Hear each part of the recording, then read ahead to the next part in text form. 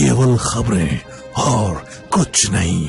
मांझी एकमा प्रखंड विकास पदाधिकारी डॉक्टर कुंदन कुमार द्वारा नगर पंचायत के बाजारों में लाउड स्पीकर से कोरोना वायरस को लेकर अनाउंस करने के बाद संवाददाताओं को एक भेंट वार्ता में जानकारी दी कि प्रदेश के मुख्यमंत्री नीतीश कुमार, गृह सचिव, जिला समाहर्ता सारण के आदेश के पालन करते हुए सभी स्कूलों, कॉलेजों को 18 अप्रैल तक बंद रखने का निर्देश दिया गया। वहीं बाहर से आ रहे प्रवासी को भी हम लोग नजर बनाए हुए हैं कि कोई कोरोना से ग्रसित होने पर उसी समुचित व्यवस्था की गई। साथ ही उन्होंने ये भी कहा, कोरोना वायरस से बचने के लिए टीकाकरण सभी लोगों को लेने के लिए प्रेरित करते हैं। बीते वर्ष कोरोना से खतरनाक इस वर्ष का कोरोना वायरस है। ये मात्र 2 दिनों में इसका असर दिखाई देने लगता है। उक्त मौके पर नगर कार्यपालक अभियंता, अंचलाधिकारी कुमारी सुषमा, दर्जनों कर्मी मौजूद थे। सर, पूरे बिहार में कोरोना का कहर जारी है सर, इस पर सर आपको क्या कहना है? देखिए, जो सेकेंड लहर आया हम लोग के यहाँ, तो सेकेंड जो स्ट्रेन है रियल में बहुत ही भयावह स्थिति है और इसमें संक्रमण जो है बहुत तेजी से फैल रहा है। और इसमें पहले जहाँ फेफड़े तक संक्रमण पहुँचने में कम से कम 8 से 10 दिन लगते थे, अब वही संक्रमण फेफड़े तक पहुँचने में 2 से 3 दिन में पहुँच जा रहे हैं। और जो नया स्ट्रेन है, पहले क्या देखा गया था पिछले वर्ष में कि जो स्ट्रेन था वो बुजुर्ग पर, जो रोगी थे उन पर ज्यादा अटैक कर रहा था।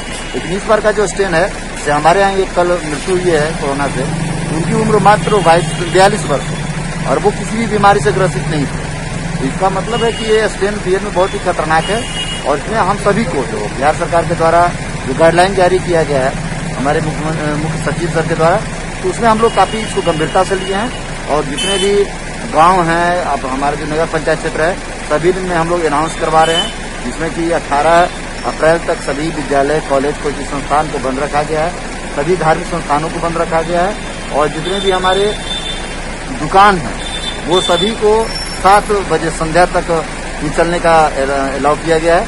7 बजे संध्या के बाद बंद कर दी जाएगी और इसका हम लोग व्यापक तरीके से अनाउंसमेंट करवा रहे हैं और सभी के साथ हम लोग मीटिंग करके फोन से जैसे भी है हम लोग मोबिलाइज कर रहे हैं। और प्लस दूसरा चीज तो है, हम लोग के पास अभी एक ही मात्र हथियार है कोरोना से लड़ने का, वो है टीका।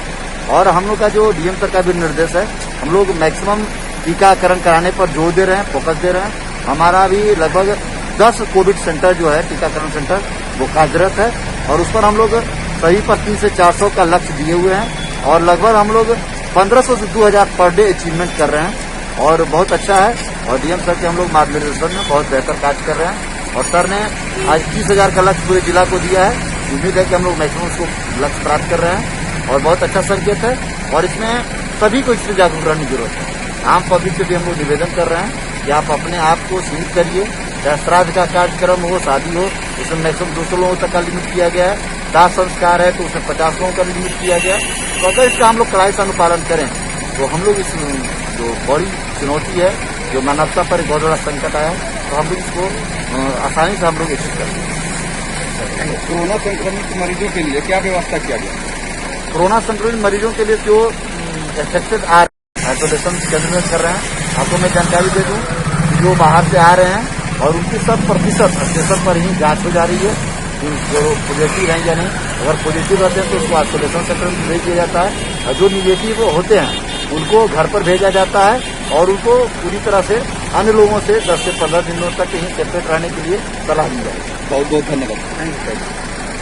शानदार निर्माण का भरोसा लाल स्टील TMT बार्स, हर निर्माण के लिए उपयोग लाल स्टील TMT बार्स, रिश्ता मजबूती।